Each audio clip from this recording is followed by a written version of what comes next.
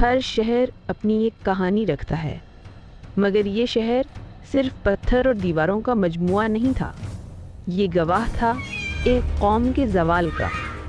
اوپر آسمان میں ایک پرندہ پرواز کر رہا تھا اور نیچے ایک قوم ٹوٹ چکی تھی، اور جب قوم کمزور ہوتی ہے تو تاریخ نیا موڑ لیتی ہے۔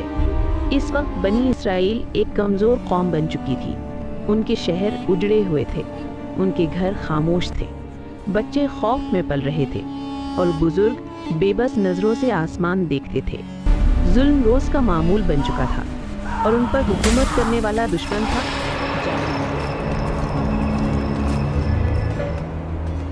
آخر بنی اسرائیل نے اپنے نبی سے کہا، ہمارے لیے ایک بادشاہ مقرر کر دیجئے تاکہ ہم اللہ کے راستے میں جنگ کر سکیں۔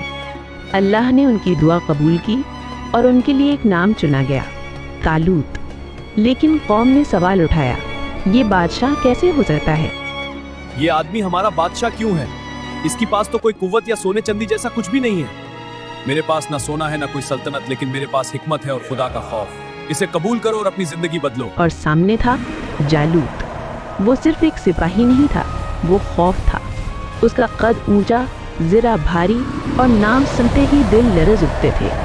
اسی بھیڑ میں ایک جوان خاموشی سے کھڑا تھا، نہ زرہ نہ لشکر، صرف ایک غلیل اور اللہ پر پورا یقین۔ اس کا نام تھا داؤد۔ طالوت اپنی فوج کو لے کر روانہ ہوا۔ سفر لمبا تھا اور ہمت کمزور۔ راستے میں اللہ نے ایک اور امتحان رکھا، ایک دریا۔ فرمایا گیا، جو اسے پیٹ بھر کر پیے گا وہ میرا ساتھی نہیں۔ اکثر لوگ نہ رک سکے، صرف کچھ ہی تھے جو صبر کر گئے۔ ان میں داؤد بھی شامل تھے۔ جب جالوت میدان میں اترا تو فوج کے قدم لرز گئے۔ طالوت کی فوج میں خاموشی چھا گئی۔ اس وقت داؤد نے کہا، اللہ کے حکم سے ہم ہی کامیاب ہوں گے۔ نہ تلوار نہ زرہ، صرف ایک غلیل۔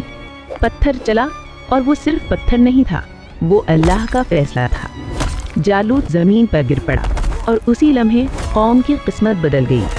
داؤد نے جالوت کو قتل کیا اور اللہ نے اسے عزت عطا کی۔ اللہ نے داؤد کو بادشاہی بھی دی اور نبوت بھی۔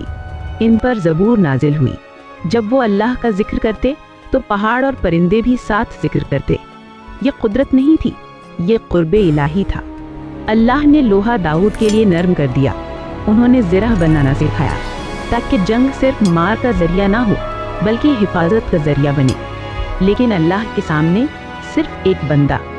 قومیں آتی رہیں، قومیں جاتی رہیں، لیکن اللہ کا فیصلہ ہمیشہ بلند رہتا ہے، اور جو اس پر یقین کرے وہ کبھی تنہا نہیں ہوتا۔